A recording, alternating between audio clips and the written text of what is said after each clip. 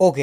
Hello दोस्तों, कैसे हो? बढ़िया होंगे। आज का ना वीडियो लेकर तो सबसे पहले आप लोग अपनी स्क्रीन के ऊपर देख सकते हो डब्ल्यूडब्ल्यूई का जो 2023 का मैच ऑफ द ईयर का पूरा टूर्नामेंट था वो हो चुका है। आप सारे मैचेस देख सकते हो यहाँ पर। और जो विनर हुआ है वो है Roman Reigns versus Cody roads का रेसलमेनिया नाइट 2 का मेन इवेंट, जो कि भाई होना ही था क्योंकि ये साल का सबसे अच्छा मैच मिला है इसको। और सेकंड नंबर पे ब्रॉक और कोडी का मैच आया है जो समर स्लैम के अंदर हुआ है। बाकी आप सारे मैचेस का लिस्ट देख सकते हो। और कल वीडियो भी डाली है भाई टॉप 5 सुपरस्टार जिनका 2022 से 2023 के बीच में बेस्ट ट्रांजिशन हुआ है, तो उसका लिंक डिस्क्रिप्शन में मिल जाएगा, जाके उसको भी जरूर देख लेना। अब एजे स्टाइल्स के बारे में बात कर लेते हैं भाई। और स्पोर्ट्स कीड़ा की तरफ से आप ये फोटो देख सकते हो जब 2013 में एजे स्टाइल्स थे और अभी एजे स्टाइल्स हैं।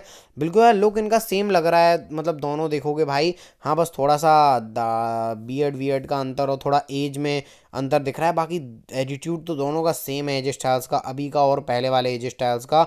और अभी एजे स्टाइल्स के कैरेक्टर के बारे में और कुछ बातें पता चली हैं, वो ये है भाई कि एजे स्टाइल्स का जो कैरेक्टर है वो एक हील भी नहीं है, फेस भी नहीं है, वो एक स्वार्थी टाइप का कैरेक्टर, मैं आपको बता चुका हूँ पहले से ही। क्योंकि इसके रिगार्डिंग बहुत सारे मतलब वो है ना भाई कि एज स्टाइल हील हैं फेस हैं, क्या है सीन, तो भी ना एज स्टाइल हील है ना फेस है। उनकी एक्टिविटीज़ आपको थोड़ी सी गलत दिख सकती हैं, सही भी दिख सकती हैं, क्योंकि वो अपने अब वो स्वार्थी बन चुके हैं एज स्टाइल्स। मतलब जहाँ उनका स्वार्थ होगा वहाँ पर जाएंगे। तो अब नेक्स्ट बात करते हैं हम लोग ऑथर्स ऑफ पेन के बारे में। तो मैंने आपको बहुत सारी बातें बताई हैं ऑथर्स ऑफ पेन के बारे में, तो फाइनली भाई डब्ल्यूडब्ल्यूई ने ही स्पॉइलर दे दिया है ऑथर्स ऑफ पेन के रिगार्डिंग। तो यहाँ आपको कैरन क्रॉस का मैं क्लिप दिखाता हूँ।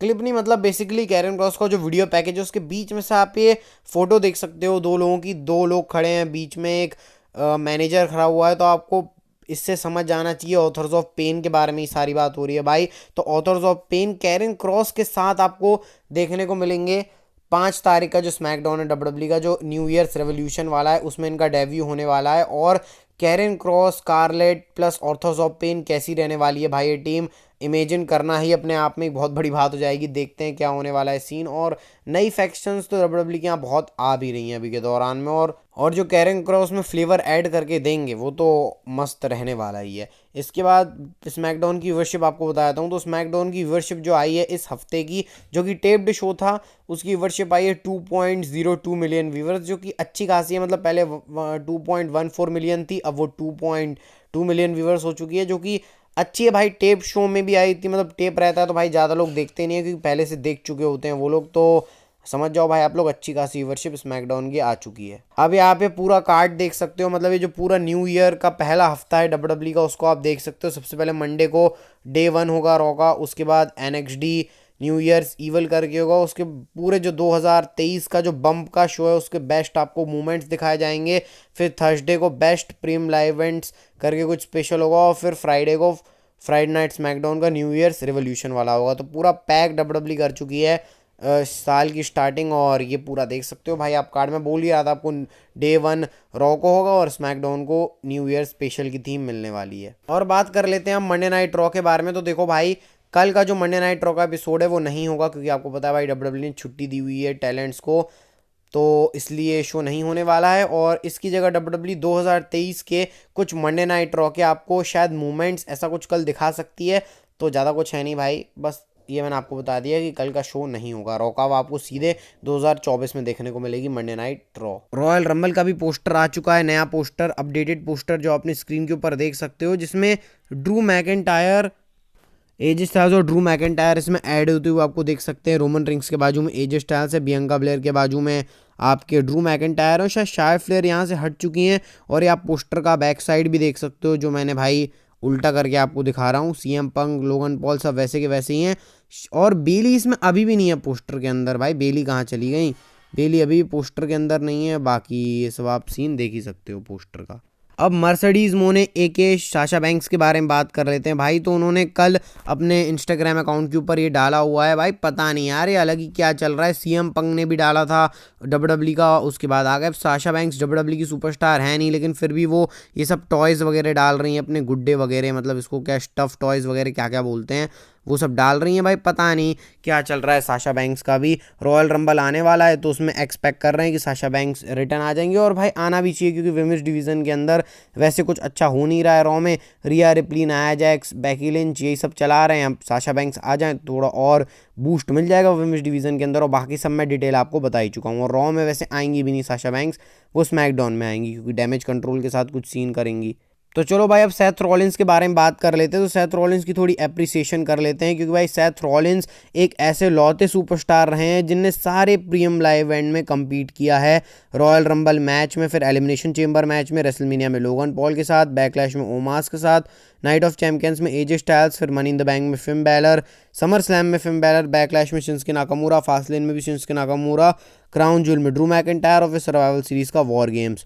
हो तो भाई इन सब में सेथ रॉलिंस ने compete किया हुआ है, जो कि भाई बहुत ही अच्छी बात है। वर्क फोर्स की बात है। अब मैं रोमन रिंग्स की बात तो करूंगा नहीं भाई। रोमन रिंग्स ने 4-5 ही प्रीमियम लाइव इवेंट में वर्क किया और किसी ने नहीं किया है। या तो डब्ल्यूडब्ल्यू के पास मतलब कई ने तो मैं कुछ कारण से नहीं कर पाए, जैसे गंथर वगैरह हो गए, कुछ एलिगेशंस लग गए, तो उसके बाद भाई रोमन रिंग्स अपने छुट्टी पे रहते हैं। और भी अगर चैंपियंस का देखा है तो डब्ल्यूडब्ल्यू के पास इनफ मटेरियल था नहीं प्रीमियम लाइव इवेंट में, लेकिन सेथ रॉलिंस सब में compete करें, इसका रिवॉर्ड उनके पास है भी भाई कि वो इतने टॉप टियर सुपरस्टार हैं। तो भाई बहुत अच्छी बात है सेथ रॉलिंस के लिए और हम लोगों के लिए भाई कि सेथ रॉलिंस के आपको 2023 से मज़े पूरे देखने को मिले हैं। तो चलो भाई ट्रिपल एच के बारे में बात कर लेते हैं। तो ट्रिपल एच के पास एक एडिशनल पावर भी आ चुकी है। अभी तक तो मैंने आपको मतलब पता है क्या, सबको मालूम है कि ट्रिपल एच के पास अभी जो अथॉरिटी है, पूरी क्रिएटिव हेड है ट्रिपल एच भाई पूरे, तो उनके पास एक एडिशनल पावर ये आ गई है कि 2024 का जो हॉल ऑफ फेम का क्लास होगा वो ट्रिपल एच के हाथों में रहेगा। अभी आप बोलोगे भाई किसके हाथ में था, तो जो 2023 का हॉल ऑफ फेम का था उसमें ट्रिपल एच का पूरा इन्फ्लुएंस नहीं था। विंस मैकमैन, अभी तक विंस मैकमैन उसको कंट्रोल करते थे, लेकिन अब ये पूरा ट्रिपल एच के हाथ में आ चुका है और ट्रिपल एच अब इसको करने वाले हैं। तो भाई आप एक्सपेक्ट कर सकते हो कि ट्रिपल एच के कुछ खास लोग आपको इसमें देखने को मिल जाए। और मैं इसलिए भी खुश हूँ कि ब्रे वायट इसमें एडिटेड होते दिख जाएंगे भाई। ब्रे वाइट का बिल्कुल होना जरूरी है इस हॉल ऑफ फेमर में, हॉल ऑफ फेम क्लास में। और ट्रिपल एच हैं तो फिर आप एक्सपेक्ट कर सकते हो कि ब्रे वाइट को भी एक जगह मिल जाएगी, और ब्रे वाइट डिजर्व भी करते हैं भाई। तो इसलिए बहुत ज़्यादा अच्छा लग रहा है कि ट्रिपल एच हैं। और ट्रिपल एच भाई हर चीज़ को अच्छे से देखते हुए, मतलब वो मॉडर्न ऑडियंस को जानते हैं, इसलिए मेरे को ट्रिपल एच का ज़्यादा पसंद है। वैसे एक संडे की वीडियो भी तैयार हो गई है triple H versus Vince McMahon की, देखते हैं क्या करना है। भाई थोड़ी वियर्ड चीज़ के बारे में बात कर लेते हैं, मतलब ये अपडेट थोड़ी सी वियर्ड है। चेल्सी ग्रीन और समंथा इवन के बारे में है। तो भाई समंथा इवन का उनका एक अलग फ्लेवर है अनाउंस करने का, जैसे इंपीरियम को अलग तरीके से अनाउंस करती हैं और एक और दो सुपरस्टार को भी वो अलग तरीके से अनाउंस करती हैं। चेल्सी ग्रीन को भी अलग तरीके से वो अनाउंस करती हैं। तो हायर अप्स जो हैं डब्ल्यूडब्ल्यू के, उन्होंने मना कर दिया है समंथा इवन को कि चेल्सी ग्रीन को वियर्ड वे में अनाउंस मत करो। अब इसका कारण पता नहीं भाई क्या है, लेकिन क्या पता क्या डब्ल्यूडब्ल्यू प्लान कर रही, हो सकता है उनको अच्छा वियर्ड लगता होगा।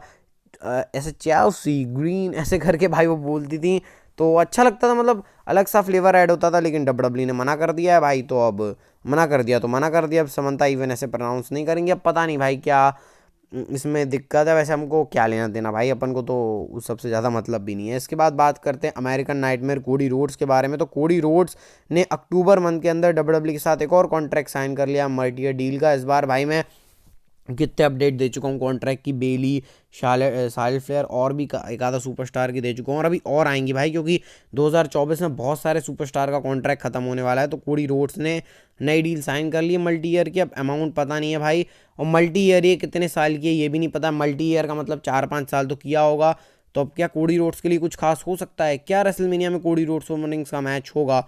इसी से जुड़ी हुई है आज की हमारी नेक्स्ट फाइनल स्टोरी, जो कि जुड़ी हुई है भाई द पीपल्स चैम्प रॉक के बारे में। और भाई ये जब मैं बताता हूँ ना रॉक के बारे में, तो मेरे को समझ में नहीं आता है, क्योंकि अभी रॉक के रिगार्डिंग हाइप बड़ी थी जब रॉक आए थे भाई, ये हो जाएगा, ऐसा हो जाएगा, वैसा हो जाएगा। इसके बाद वो हुआ नहीं, इसके बाद रॉक की अब बात आना बंद हो गई। अब हमको लग रहा था कि हाँ रेसलमेनिया में क्लियर है CM Punk versus Seth Rollins होगा, Roman Reigns versus Cody Rhodes होगा, लेकिन तभी भाई पता नहीं जो ऑस्ट्रेलिया, वेस्टर्न ऑस्ट्रेलियन आउटलेट है, जैसे बहुत बड़ा उनका मतलब न्यूज़ आउटलेट है, जैसे इंडिया के अंदर बड़े बड़े न्यूज़ आउटलेट है ना, वैसे ऑस्ट्रेलिया के अंदर बहुत बड़ा न्यूज़ आउटलेट है वेस्टर्न ऑस्ट्रेलिया, उसने रिपोर्ट किया है कि रॉक के रिगार्डिंग बात हो रही है। हायर अप्स बात कर रहे हैं रॉक के रिगार्डिंग कि वो एलिमिनेशन चेंबर के अंदर हो सकते हैं। और रॉक ने भी जो मेक एंड विश वाली चीज़ होती है ना, उसमें भी टीज किया है कि वो WWE के अंदर रिटर्न कर सकते हैं भाई। और जब ये सब बातें सुन रहा हूँ मैं तो फिर अब फटाके फूट रहे हैं भाई कि रॉक WWE के अंदर आ जाएंगे, रोमन रिंग्स वर्सेस रॉक का जो रेसलमेनिया का मैच है वो हमको देखने को मिल जाएगा। लेकिन ये सिर्फ अभी फिर से मैं आपको बता रहा हूँ कि ये सिर्फ अभी अपडेट है, कोई ऐसी कंफर्मेशन है नहीं कि रोमन रिंग्स वर्सेस रॉक का मैच होगा, रॉक एलिमिनेशन चेंबर आएंगे नहीं। लेकिन जब भी हायर अप्स इसमें इन्वॉल्व होते हैं, और इसमें भाई हायर अप्स इन्वॉल्व हो गए हैं, मतलब WWE और स्टेट के बीच में ही नहीं रहा, मतलब इसमें आप उनके अथॉरिटी कह सकते हो, मतलब हायर अप्स कह सकते हो, इन्वॉल्व हो चुके हैं। और रिपोर्ट्स तो ये भी आ रही हैं कि रोमन रिंग्स और रॉक का मैच होगा रेसलमेनिया में नाइट 2 में। इसी चक्कर में रोमन रिंग्स नहीं हारेंगे और रोमन रिंग्स रॉक को हरा देंगे, और फिर रोमन रिंग्स स्टिल चैंपियन रहेंगे 2025 तक, जो मैंने आपको बहुत पहले बताया था। तो ऐसे सब कुछ सीन बन रहा है भाई। अब पता नहीं इसमें कितनी सच्चाई है कितना गलत है। मैं आपको ये भी नहीं बोलूँगा कि बिल्कुल सोच के बैठो रॉक आने वाले हैं, और मैं आपको ये भी नहीं बोलूँगा कि उम्मीदें बिल्कुल दरकिनार कर दो। लेकिन हाँ, अब बीच का रास्ता फिर आ चुका है। अगर रॉक आ गए तो अच्छी बात है, नहीं आए तो फिर रोमन रिंग्स और कोडी रोड्स का मैच है ही। तो अगर आपको ये वीडियो अच्छी लगी तो इस वीडियो को लाइक, चैनल सब्सक्राइब करके बेल नोटिफिकेशन बेल को दबा देना। मिलते हैं आपको नेक्स्ट वीडियो में, तब तक के लिए अपनी हेल्थ का ध्यान रखना भाई, क्योंकि हेल्थ इज वेल्थ।